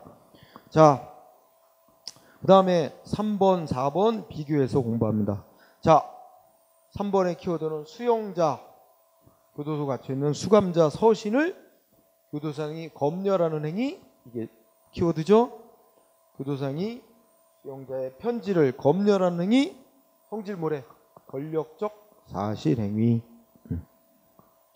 자, 권력적 사실행위는 두째 줄 소송 대상이 되는 행정처분에 해당. 소송 대상은 될 수 있는 행위다. 하지만 야, 만약에 행정소송 중에 대표적인 게 취소해달라고 소송 내는 거야. 위법이니까 취소해달라. 그럼 교도상이 편지 본 거 취소해달라 소송 내봐. 법원이 그래 편지 본 거 취소한다 한들 이 없었던 일로 원상회복이 돼요? 안 되지.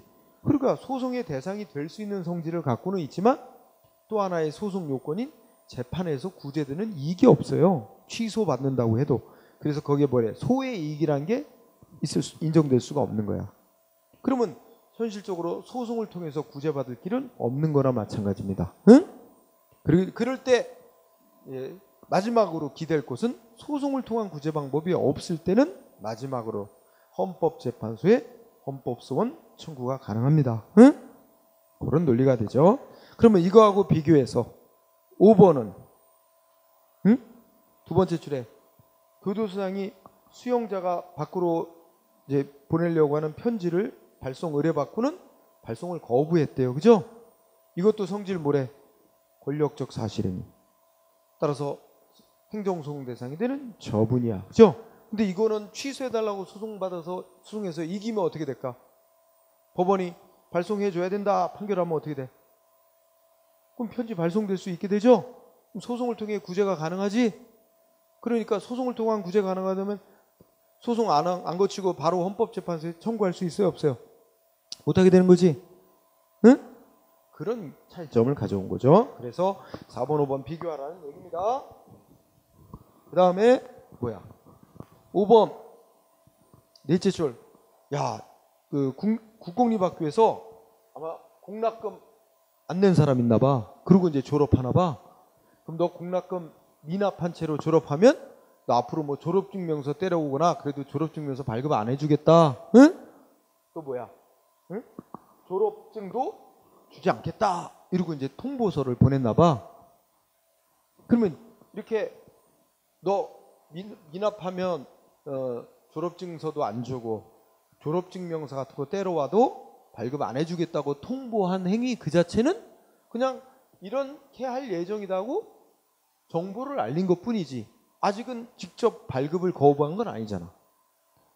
뭐가 이제 소송 대상에 대해서 이 사람이 얘가 미납된 애가 나중에 와서 졸업증명서 때려왔다 발급을 신청했는데 거부하면 이거 갖고 이제 소송 대상으로 싸울 수 있는 건 되지만 이거는 그렇게 하겠다라고 통보만 해준 거잖아. 아직까지는 상대방의 권리움에 직접 변동을 일으킨 건 없다. 그래서 처분 아니다. 응? 그죠? 비권력적 사실행위로, 사실행위라는 게 뭐 그냥 법적인 의무 발생시키고 권리 침해하는 효과가 생긴 건 아니고 단지 정보 제공한 의미밖에 없다는 거죠. 응? 그래서 행정소송, 헌법소원이 대상이 되는 공권력 행사도 아니고 행정소송 대상 되는 처분도 아니고 그래요. 이건 구제 대상이 아니에요. 그 다음에 6번은 경찰관들이 수갑 포승 사용하는 행위, 권력적인 사실행위. 그죠? 이런 건 소송 대상이 되겠죠? 처분성 인정돼서.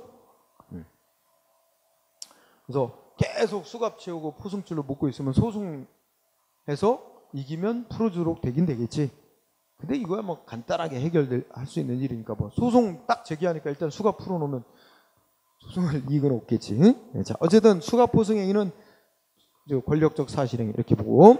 자, 그러면 나머지 논점은 놔두고 자 379쪽에 행정지도 중요합니다. 행정지도.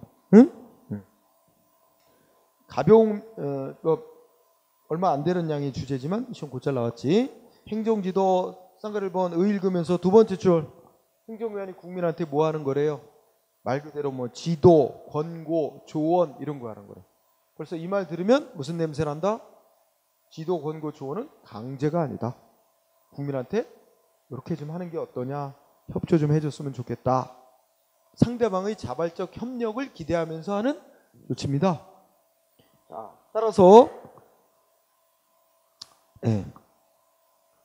뭐 쌍가루 2번을 보면 뭐 종류와 예 이거는 뭐 외울 필요 없어요. 그냥 읽어보면 있어.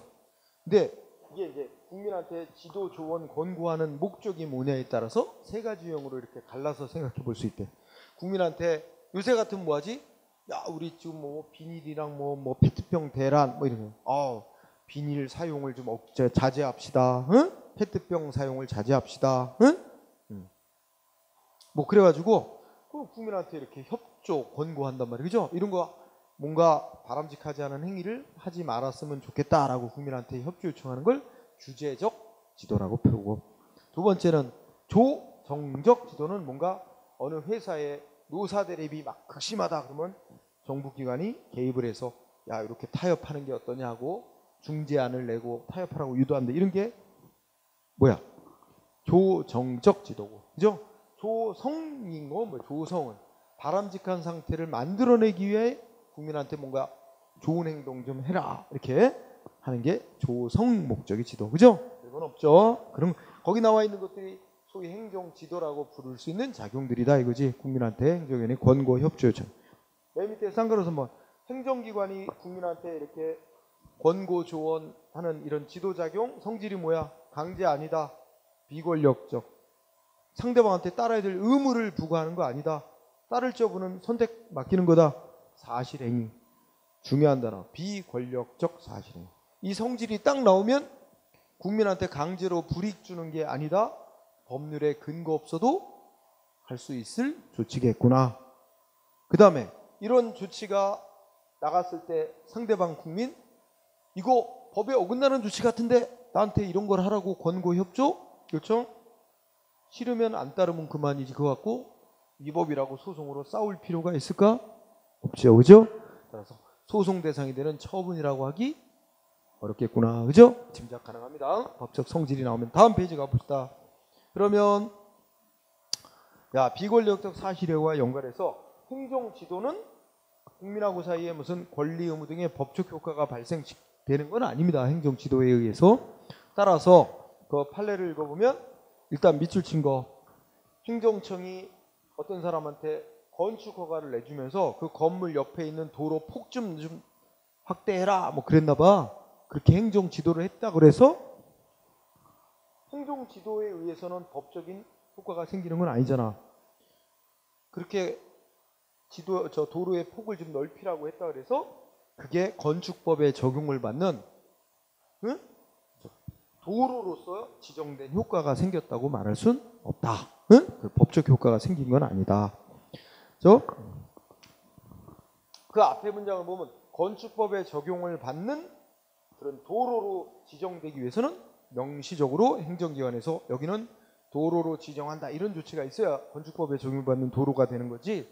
단지 도로 폭을 어떻게 해라고 행정지도한 것만으로는 건축법에 적용을 받는 도로로 지정됐다고 할 수는 없다. 이것도 시험에 쓰였습니다. 그 다음에 4번의 유용성과 문제점은 아까 계약하고 비슷해요. 이게 기본적으로 비권력적인 행위잖아. 그러니까 처음부터 강제하고 뭐 이러는 것보다는 협조 요청을 해서 잘 따라주면 마찰 없이 행정 목적 원만히 달성. 또 법에 근거가 없을 때도 편하게 행정기관이 쓸 수 있는 작용, 그지? 어떤 목적 달성을 위해서 여러 가지 장점이 있죠. 그런데 이제 우리나라나 일본의 문화에서는 행정기관이 뭐 영업하는 사람들한테 야 이렇게 좀 협조 좀 해달라 공문을 보내왔어. 사실은 눈치 보이잖아. 안 따르기가 좀 어렵죠. 원래 법적으로는 안 따라도 된다는 거야. 권고 요청이고 협조 요청에 불과하기 때문에 안 따라도 되는 거지만 괜히 안 따랐다가 협조 요청에 안 따랐다가 괜히 찍혀. 소위 법에는 없는 우리 현실의 죄, 괘씸죄 걸리면 뭔가 행정기관이 불이익 조치할지도 모른다. 응? 이런 불안함 때문에 사실상 안 따르기 어렵잖아. 바로 이런 걸 문제점 중에 동그라미 1번. 법적으로는 강제가 아니라고 하지만 현실적으로는 뭐 안 따르기 어려운 게 현실 아니냐. 응? 사실상의 강제성. 그죠? 여기 문제죠. 응? 만약에 또 이런 문제가 있어요. 행정위원이 이렇게 좀 협조 좀 하고 이렇게 좀 따라줬으면 좋겠다 하고 공문을 보내왔어. 그래갖고 상대방이 따랐어. 그런데 피해가 생겼어요. 그래도 나중에 문제가 되고 막 피해가 생겼어. 그러면 행정위원은 뭐해? 우리는 뭐 따르라고 강요한 적은 없습니다. 응? 그냥 협조 요청한 것뿐이고 그건 본인들이 선택한 거고 우리는 책임 없습니다. 다 빠져나갑니다. 다 책임은 안 지고 응? 결국은 다 개인 책임으로 돌립니다. 그래서 구제받기가 어렵습니다. 응?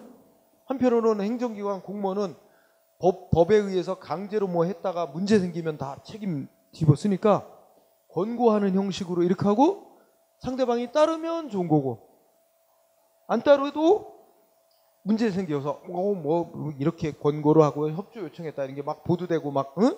뭐 이렇게 문제도 우리는 그냥 권고했을 뿐이지 따르라고 강요한 적 없어요. 다 빠져나간다. 얼마나 편해. 행정기관 입장에서는. 그죠? 이러다 보니까 이게 국민의 사실상 강제나 다름없는 협조 요청 권고를 해놓고도 사실 원래 사실상 따르게끔 강요하는 거라면 법률에 근거해서 해야 되는 거지만 이게 행정기관 입장에서는 아주 편한 방식 아니야. 그 법에 근거 없이도 막 이렇게 사실상 강요하는 행위를 함으로써 법치주의를 망가뜨릴 수 있습니다. 그렇죠? 네, 그런 게 이제 문제점이야. 그래서 뭐 외울 건 아니고 대충 이해할 수 있습니다. 그러면 쌍가루 5번 생각해보자. 이것도 외우나? 아까 공법상 계약도 강제로 불이익 주는 거 하니까 법에 근거 없어도 된다 그랬잖아. 이것도 어떻게 돼? 행정지도도. 행정지도도 현실적으로 강요나 다름없다. 이렇게 현실적인 측면을 강조하다 보면 그런 학자는 뭐라 그랬어요? 이것도 법률에 근거가 있어야만 할 수 있는 조치로 보자고 하겠지만 이제 근본적으로 보자면 권고 지도는 강제가 아니라고 보기 때문에 법률에 근거 없어도 할 수 있는 거로 보는 게 대세입니다. 응? 따라서 법률 유보 원칙 첫째 줄 법적 근거 없어도 할 수 있는 조치로 보는 게 통설입니다. 응? 즉 법률 유보 원칙 적용받지 않아도 된다는 거죠. 강제성 없는 작용이니까. 그러나 법에 어긋나는 작용은 안 되겠죠. 법률의 원칙은 무조건 위반하면 안 되니까 적용받는 거고. 그러면 오른쪽에 쌍가루 6번이 매우 중요합니다. 자, 우리 행정절차법에 5가지 작용의 절차를 정해놨다 그래서 처분, 신고, 입법예고, 행정예고, 그리고 행정지도라는 작용. 그죠? 그래서 요게 시험에 꼬박꼬박 나오는 거예요. 그래서 행정지도라는 국민한테 협조 요청, 권고, 조언할 때는 첫째 줄 목적 달성에 필요한 최소한도에 그쳐야 한다라고 명시되어 있습니다. 이거로 비례 원칙을 규정했어요. 비례 원칙에 맞게 하라고, 필요 최소한도로 하라고. 그리고 강요하면 안 된다 명시해놨어요. 응? 지도라는 건 원래 상대방의 선택에 맡기는 거거든. 응? 협조 요청. 그러니까 강요하면 안 된다. 그 다음에 2번 안 따랐다고 불이익 조치하면 안 된다. 응? 그러니까 지도의 본질은 따를지 안 따를지 상대방의 선택에 맡기는 거기 때문에 안 따른다고 강요하면 안 된다. 응? 보시면 됐습니다. 만약에 안 따랐다는 이유로 불이익 조치했다면 그 불이익 조치는 위법이 되겠죠? 그 불이익 조치에서 상대방 싸울 수 있겠죠. 그죠? 다만 현실적으로 행정기관은 행정지도에 안 따랐다고 불이익 조치할까? 이론적으로는 안 따랐다고 불이익 조치했다면 그 소송으로 싸울 수 있다 이렇게 보지만 행정기관이 바본가? 행정지도에 안 따랐다는 이유를 내세워서 불이익 조치할까? 다른 이유 내세우겠지. 그죠? 협조 요청에 안 따른다. 괜히 뭐 세무조사 나오고 괜히 위생검열 나와서 막 막 파헤쳐 보겠지. 그러니 이거 위생불량이네 하고 영업정지. 그러면 사실상은 업주 입장에서 보면 이게 전번에 협조 요청이 안 따랐다는 이유로 보복 조치 나온 거구나 생각은 들지만 행정관은 절대 그런 거 아니래. 절대 그게 아니고 그건 그런 아니고 위생이 불량이라서 법에 따라 조치한 겁니다. 또 잃어버리지. 그죠? 소송 가봐야 업주가 이길 가능성도 없습니다. 그걸 어떻게 증명해? 보복 조치로 나온 거라는 걸 증명할 길이 있어요? 그죠? 진짜 이게 현실이야. 행정지도라는 건 참 애매한 겁니다. 응? 자, 지도의 방식에 대해서 동그라미 1번 뭐라고 정했어? 공무원은 취지, 내용, 신분 밝히고 지도를 하라고 명시했다. 그죠? 취지, 내용, 신분 밝히고 해라. 이른바 실명제. 그 다음에 동그라미 2번. 행정지도는 말로도 할 수 있어요. 꼭 문서로만 해야 되는 게 아니라 말로도 할 수 있다고 명시되어 있죠? 말로도 할 수 있다. 그런데 말로 지도를 받은, 권고를 받은 상대방 국민은 문서로 해달라고 요구할 수 있어. 그러면 직무 수행에 특별한 지장이 없는 한 문서로 해줘라. 이렇게 또 돼 있죠? 상대방한테 문서로. 그러니까 말로도 행정지도 할 수 있고. 그 다음에 지도를 받은 상대방은 뭔가 하고 싶은 말이 있으면 행정기관에 의견 제출을 할 수 있어요. 지도를 행한 행정기관에 의견 제출할 수 있다. 그리고 마지막으로 똑같은 내용의 권고 지도를 수많은 다수 국민에게 한 번에 한다고 할 때는 그 공통적인 내용을 공표를 하라고 돼 있어요. 특별한 사정이 없는 한. 그래서 두 번째 줄 끝에 공통적인 내용이 되는 사항을 공표해야 한다. 응? 돼 있다는 거. 요거 다 법조문 그래야. 그 다음에 381페이지 마지막 논점 권익구제. 자, 1번은 행정갱송이죠. 우리가 행정갱송 줄여서 행정소송. 성질이 무슨 행정작용이래야 소송 대상이 될 수 있어? 공권력 행사에서 법 집행에서 국민의 권리의무에 영향 직접 미치는 행위를 해야 되지. 근데 행정지도는 뭐야? 그냥 협조 요청 권고만 하지 따를지 여부는 강제가 아니잖아. 공권력 행사에 의한 의무 부과가 아니잖아. 결국 처분이 아니다. 처분 아니니까 행정소송 대상이 될 수 없는 거로 보는 게 판례입니다. 응? 따라서 확인해 보자. 밑에 보면 1번 그 세무당국이 어떤 술 만드는 회사 있지. 술 만드는 회사에게 저 술집 저기 어디 술집에게는 당분간 술 공급을 중단해 달라고 요청했대. 세무서장이 술 제조회사에게 어떤 술집에 당분간 공급을 중단해 달라고 요청한 행위. 응? 이거는 뭐래? 권고한 행위에 불과. 따를지 여부는 술 제조회사가 알아서 결정할 문제. 따라서 술 제조회사가 그에 따랐나 봐. 요청해. 그 술 공급을 안 해주니까 술집 주인이 열받았어. 그죠? 그래서 어디로 갔겠어? 술 제조회사한테 가서 왜 공급 안 해주냐?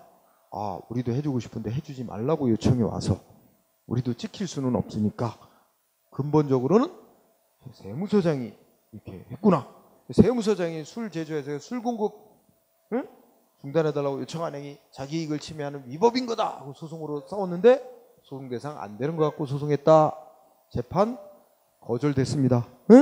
그런 사건이죠. 꼭 알아둬야 될 사건. 그 요청한 행위는 권고 성격의 행위, 처분 아님 이렇게 됐죠. 또 2번도 마찬가지야. 구청장이 재개발 구역 내 건물 소유자한테 자진 철거 요청하는 협조 공문을 보냈대요.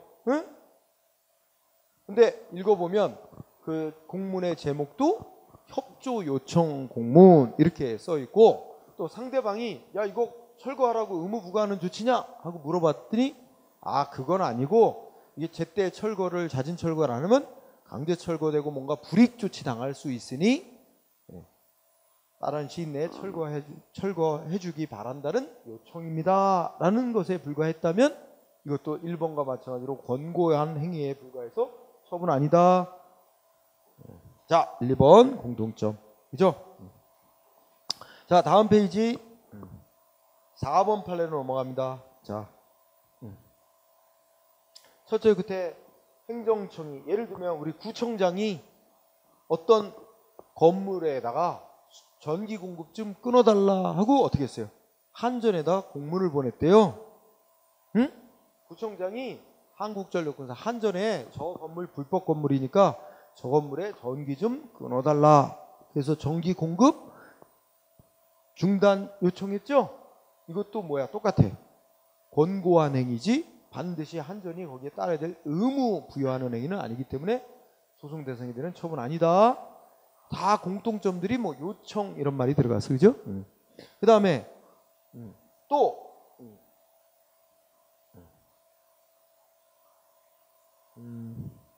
뭐 4번 정도까지 하면 되겠습니다. 그 다음에 헌법소원 이걸 또 잘 공부해야 됩니다. 헌법소원 일단 두 줄을 읽어보면 어떻게 돼 있어요? 행정지도는 권고하는 행위지 원래 행정지도는 권고하는 행위. 따라서 공권력 행사가 아니란 말이야. 강제가 아니란 말이야. 그죠? 그러니까 국가의 공권력 행사로 헌법이 보장하는 기본권을 침해받았을 때 이제 구제받기 위해서 헌법소원이라는 걸 청구할 수 있는 건데 공권력 행사가 아니니까 원래 헌법소원 대상이 되는 건 아니야. 하지만 이제 예외적으로 따를 수밖에 없게끔 이제 강제성이 있었다. 이렇게 되면 헌법소원 대상이 될 수도 있다는 거야. 그래서 바로 내려와서 판례 1번. 판례 1번은 여기서 1, 2번이 있는데 자, 1번은 거의 안 내는 편이야, 시험에. 근데 하여튼 뭐 1번 알아둡시다. 1번은 뭐야? 선거관리위원회 위원장이 선거법 위반 행위 중지해 주시기 바랍니다. 촉구하는 공문을 보냈대. 이거 핵심이 뭐야? 협조 요청일 뿐 강제가 아니므로 헌법소원 대상 안 된다. 이게 원래 기본이야. 그렇죠? 1번. 하지만 2번부터 4번까지는 또 다르죠. 자, 2번은 옛날에 전두환 정권 때 있었던 일이었는데 재무부 장관이 그 당시에 재무부 장관이 그 제1은행장에게 저기 국제그룹이라는 재벌그룹에 뭐예요? 해체 준비 착수하라고 지시하고 그런 사실을 여기 해체 준비 착수 지시의 핵심 내용이 뭐냐면 그 재벌그룹에 더 이상 대출해주지 말라는 거야. 응? 이게 그 당시에 전두환 정권에게 국제그룹이라는 재벌그룹이 엄청 밉보였어. 돈을 제때 갖다 안 줬는지 밉보여가지고 이 재벌그룹 한 방에 날리는 거야.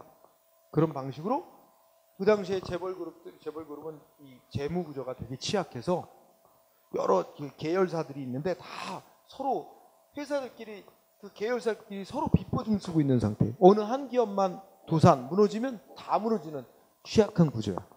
그런 상태에서 우리가 IMF 맞으니까 막 줄도산이 일어나는 거지. 그런 상태, 그런 경우였는데 예전에. 그래서 어떤 그 국제그룹 재벌 계열 회사에 뭐가 빚 갚아야 될 시점이 도래했어. 은행에서 빌린 돈. 그런데 당장 갚을 돈 없고 그러면 어떻게 돼? 만기 다시 연장해달라고 신청. 그럼 되게 연장을 해주는 거거든. 은행은 이자 챙기면 되니까 연장. 근데 연장 안 해줘. 그럼 연장 안 해주면 돈을 갚아야 돼. 은행에. 그러면 또 딴 데 가서 또 돈을 빌려야 돼. 딴 은행에. 근데 이거 뭐야? 이미 언론에 다 흘렸어. 발표됐어. 제 국제그룹은 지금 망하게 하려는 거다. 은행 대출 금지. 응? 뭐 이런 게 지금 내려졌잖아. 그러니까 다른 은행도 안 빌려줘. 그러니 망하는 거지. 회사 하나 망하면 쫘르르 망하는 거야. 재벌그룹. 그래서 이 국제그룹은 공중분해됐어요. 없어졌어. 몇 년이 흐른 뒤에 이제 이거에 대해서 나중에 싸운 거죠. 결론은 뭐야 이거? 예? 공권력 행사로서 헌법소원 대상이라고 인정을 했죠. 그 다음에 시험에 엄청 나오는 게 3번입니다. 3번 판례. 이번 시험에도 나왔나? 자, 교육인적자원부 장관. 이게 지금으로 따지면 교육부 장관이겠죠. 교육부 장관이 국립대학교 총장, 대학 총장들에게 학칙을 고치래. 학칙 시정하라고 요구. 근데 이거는 두 번째 줄 끝에 일종의 자발적인 협력을 통해서 목적을 달성하려는 행정지도의 일종인 건 맞는데, 그런데 어떻게 돼? 진짜 행정지도라면 따를 여부를 자발적인 선택에 맡겨야 되잖아. 근데 이거는 안 따르면 예산 중단 뭐 이런 식으로 불이익 조치하겠다는 거야. 응? 그러면 사실상 따를 수밖에 없게끔 강제하는 거나 다름없다는 거죠. 그래서 행정지도의 일종이지만 안 따르면 불이익 조치 주겠다라고 돼 있어서 셋째 줄 끝에 사실상 따를 수밖에 의무를 부과하는 것과 다를 바 없기 때문에 이거는 본래의 행정지도의 한계를 벗어난 무슨 성격? 규제적, 구속적 성격을 상당히 강하게 갖는다. 이게 중요합니다. 따를 수밖에 없게 만드는 규제, 구속적 성격을 상당히 강하게 갖고 있다. 그러면 뭐로 인정될 수 있어? 공권력 행사로 인정돼서 헌법소원 대상이 될 수 있다. 응? 이번에도 나왔는지 어떤지 모르겠어. 비슷한 거 본 것 같기도 한데 매우 중요. 한편 4번 방통위에서 방송통신심의위원회에서 시정 요구한 조치도 뭐야? 똑같은 논리지. 방송통신위원회에서 뭐예요? 정보통신 서비스 제공자에게 무슨 조사를 하고 조치 결과를 방통위에 통지하라고 의무 부과하고 안 따르면 뭐야 여러 가지 불이익 조치 예정돼 있고 등등 이런 거 보면 단순한 행정지도의 한계를 넘어 규제적 구속적성을 강하게 갖는 것이기 때문에 똑같은 논리로 그래서 3번하고 2, 3, 4가 같은 논리죠. 응? 번호 2, 3, 4 판례 번호 다 결론이 같죠. 그 다음에 손해전보. 손해전보란 이제 손해배상과 손실보상을 가리키는데 자 동그라미 1번 첫째 줄 일단 밑줄. 우리 손해배상과 관련된 행정작용과 관련된 손해배상은 국가배상법이 적용되는데 국가배상법에서는 공무원이 직무를 수행함에 있어서 고의과실로 위법하게 직무 수행해서 그로 인해 타인에게 손해가 나게 했을 때는 국가가 배상해야 된다 이런 규정을 두고 있어요.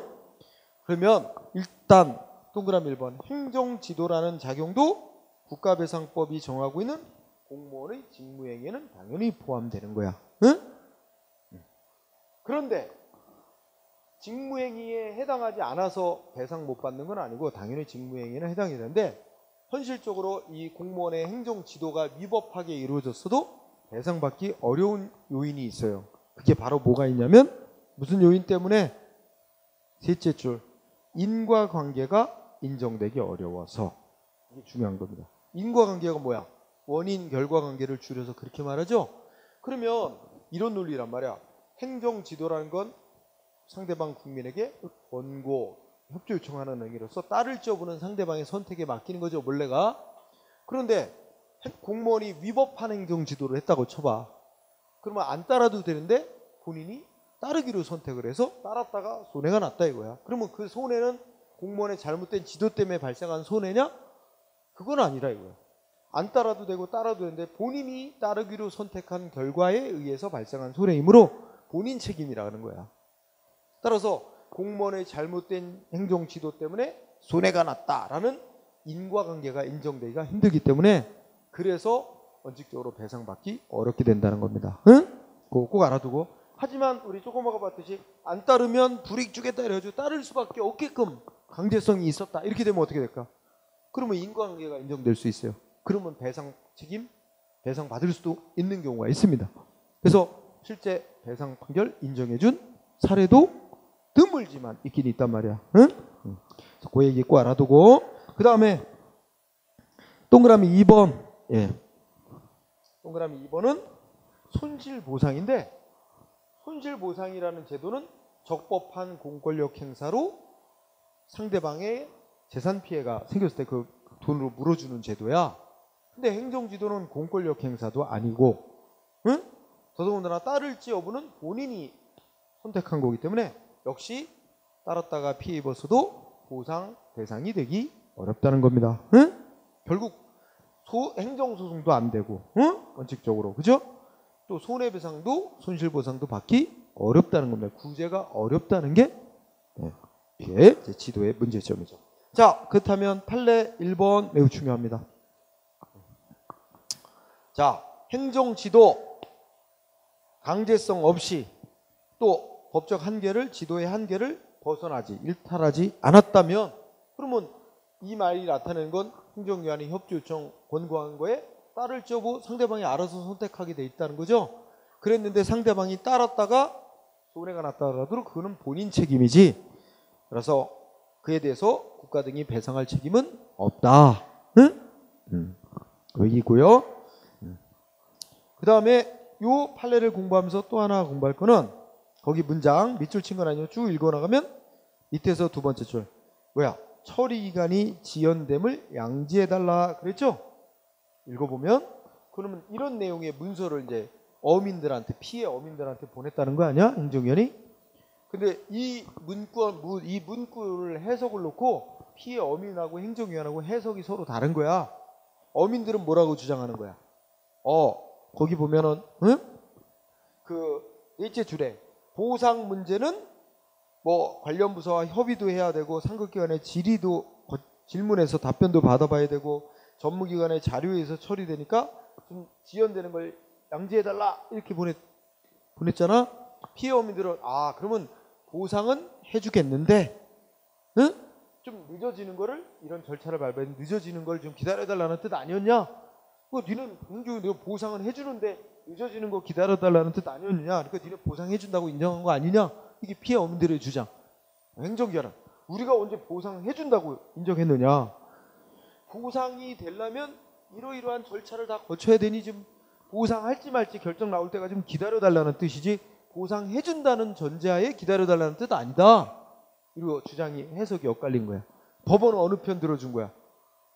피해 어민 편이 아니라 행정기관 편을 들어준 거죠. 마지막 줄에 이거는 행정기관이 자기네 보상할 의무 있다, 보상해주겠다 인정한 거로, 승인한 거로 볼 수는 없다는 말 아니야. 그죠?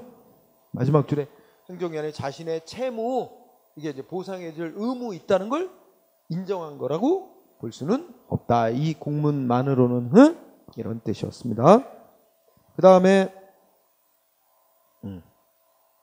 2번 판례는 행정지도 내 인정한 드문 사례야.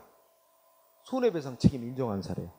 원래는 행정지도로 위법한 행정지도에 따랐다가 손해가 나도 본인 책임으로 보기 때문에 배상 안 되는 게 원칙인데, 이거는 이 과정 속에서는 아마 따를 수밖에 없었던 그런 상황이니까 배상 책임을 인정한 드문 사례입니다. 내기는 쉽지 않아요. 이 사례를 내기는 쉽지 않아. 자, 그리고 마지막 뭐라고 났어? 384페이지. 자, 내용은 이런 겁니다. 어떤 사람이 자기가 어떻게 해야 될지를 몰라서 행정기관에 질문을 했어. 행정기관이 그랬더니 공무원이 잘못 권고를 했어. 잘못 알려줬어.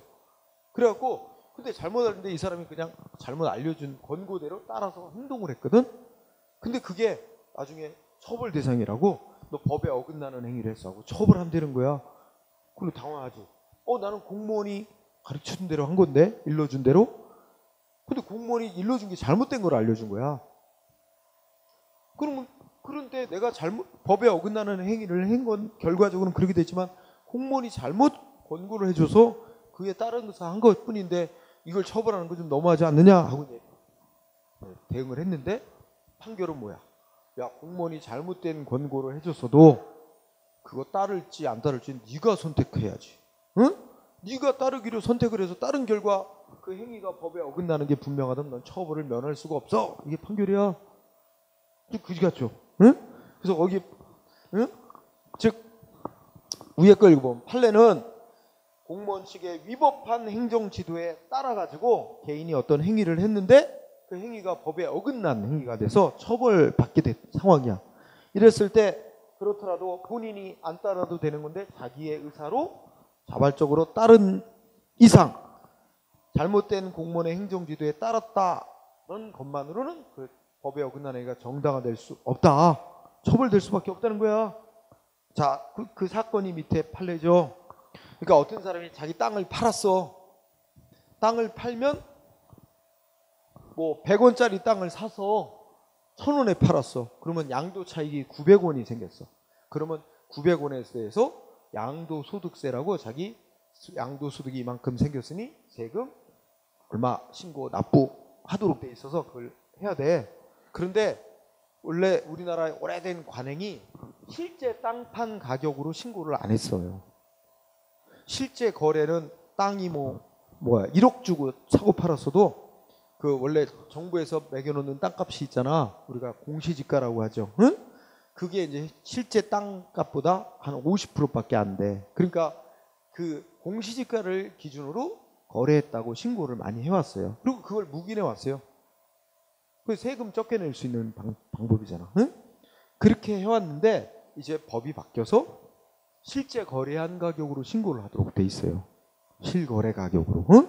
근데 이제 아마 이게 법이 바뀐 지 얼마 안 되고 있어서 애매한 상황이었나. 그래서 물어봤지. 이 사람이 자기 땅 팔고 어떤 가격으로 거래했다고 신고를 해야 되냐 물어봤더니 이 국토부 공무원이 공시지가로 거래해도 신고해도 된다고 그동안에 잘못된 관행으로 이루어졌던 그걸 그대로 알려준 거야. 그래서 공시지가 실거래가가 아닌 공시지가로 신고하고 세금을 냈더니 너 법에 어긋나는 행위다. 너 세금 적게 내려고 허위 신고했지 하고 처벌한다는 거야. 이거 억울하다. 공무원이 가르쳐준 대로 한 건데 했지만 처벌을 면할 수가 없다. 응?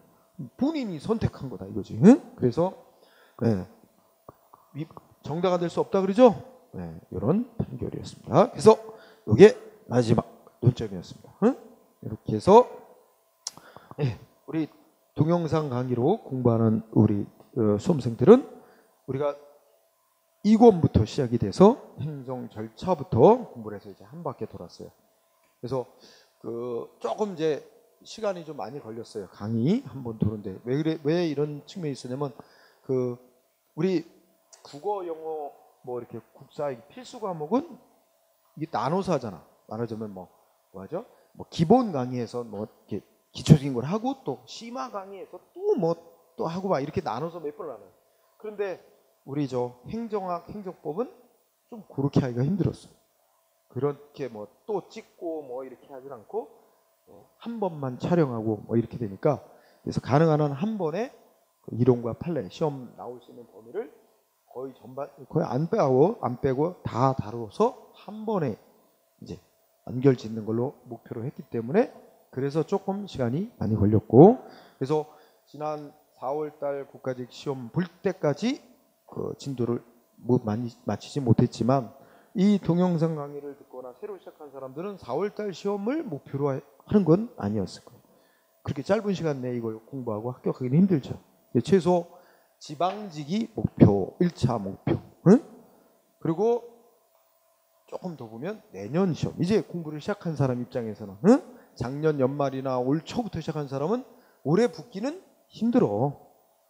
만약에 올 하반기에 추가 시험이 혹시나 있으면 그때는 모르겠어. 근데 이렇게 상반기에 몰려있는 시험에 지금 몇 개월, 2, 3개월 해가지고는 힘들죠. 응? 그래서 그런 측면을 고려해서 조금 어차피 5월 시험 내지는 내년 초 시험을 목표로 한다고 생각했기 때문에 조금 그렇게 여유를 가지고 공부한 거로 생각을 하고 자 계속 복습을 해가면서 자기 것으로 꼭 만들기 바랍니다. 자 이것으로 강의를 마치죠. 수고했습니다.